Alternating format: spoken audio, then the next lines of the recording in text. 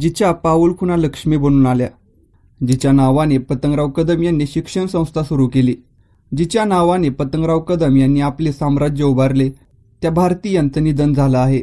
भारती या माजी मंत्री आणि काँग्रेसचे ज्येष्ठ दिवंगत नेते पतंगराव कदम यांच्या कन्या होत्या व माजी मंत्री विश्वजित कदम यांच्या मोठ्या बहीण. भारती यांनी वयाच्या 53व्या वर्षी अखेरचा श्वास घेतला आहे. 14 एप्रिलला भारती यांना चक्कर आली.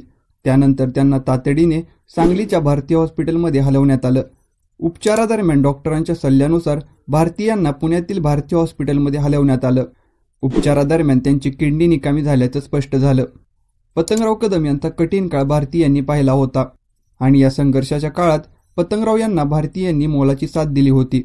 यामुळे भारती विद्यापीठ, भारती हॉस्पिटल आणि भारती बँक या सर्व संस्थांना पतंगराव कदम यांनी भारती यांचे नाव दिलं. भारती विद्यापीठ, भारती हॉस्पिटल, भारती बँक या सर्व संस्थांना स्वतःचे नाव असणाऱ्या भारती या कायमच प्रसिद्धीपासून लांब राहिल्या. माध्यमांपासून त्या कायमच लांब राहायच्या.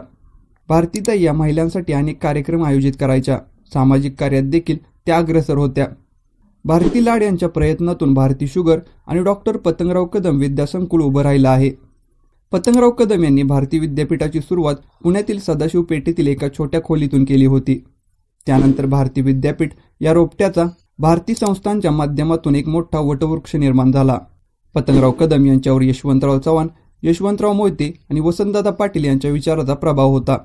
पतंगराव कदम ज्याप्रमाणे सामान्य लोकांशी बोलत वागत, त्याप्रमाणे भारतीताई देखील ग्राउंडवर काम करत होत्या. भारती लाड यांच्या जाण्याने भारती कुटुंबावर शोक पसरला आहे. मात्र भारती विद्यापीठ, भारती हॉस्पिटल, भारती बँक यासारख्या अनेक संस्थांच्या माध्यमातून भारती लाड या कायमच स्मरणात राहतील. भारती लाड या माजी मंत्री विश्वजित कदम यांच्या मोठ्या बहीण होत्या. सोशल मीडियावर पोस्ट करत विश्वजित कदम यांनी भारती यांना श्रद्धांजली वाहिली आहे.